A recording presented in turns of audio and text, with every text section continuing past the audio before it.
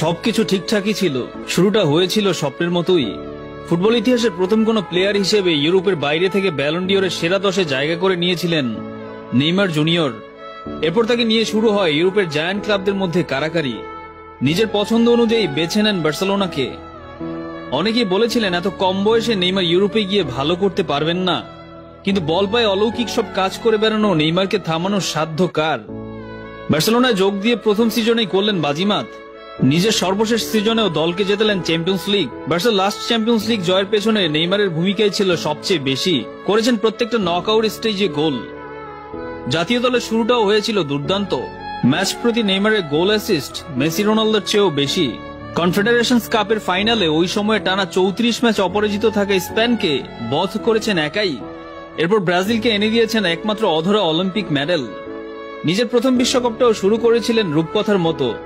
অভিষেক বিশ্বকাপে 4 গোল করার পর ইনজুরির সেই হৃদয় বিদারক ঘটনা ব্রাজিল ফ্যানদের হয়তো এখনো কাঁদায়।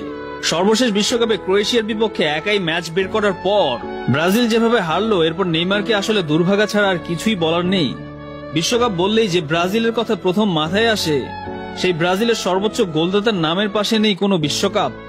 ব্যক্তিগত সর্বোচ্চ পুরস্কার ব্যালন ডিওরও নেই। শুধু নেই। তারপরও কেন মেসি রোনালদোর পর নেইমারের নাম উচ্চারণ হয়, এই প্রশ্নের উত্তর ফুটবল প্রেমীদের অজানা নয়। ব্রাজিল ফুটবলের আদি সৌন্দর্য রোনালদিনহোর পর নেইমারই বহন করেছেন। যেন স্বর্গ থেকে আসা চোখের ট্রিট। নিখুঁত পাস, চোখ ধাঁধানো ফ্রিকিক কিংবা ভেবাচাকা খাওয়ার মতো পেনাল্টি, কোনো দিক দিয়ে কমতি নেই তার। ক্যারিয়ার জুড়ে যে জিনিসটা কমতি ছিল সেটা বোধহয় ভাগ্যের ছোঁয়া। বড় টুর্নামেন্টের মাঝপথে কিংবা শুরুর আগে ইনজুরি থেকে বাদ পড়া, ক্লাবে বারবার ইনজুরির দখল, ক্যারিয়ার জুড়ে এসবই ছিল মূলত নেইমারের নিত্য সঙ্গী। কিছু কিছু মানুষ থাকেন যাদের সবকিছু পাওয়া উচিত, সবকিছুই যারা ডিজার্ভ করেন, কিন্তু দিন শেষে কোনো না কোনো কারণে পাওয়া হয় না। নেইমার তাদেরই একজন।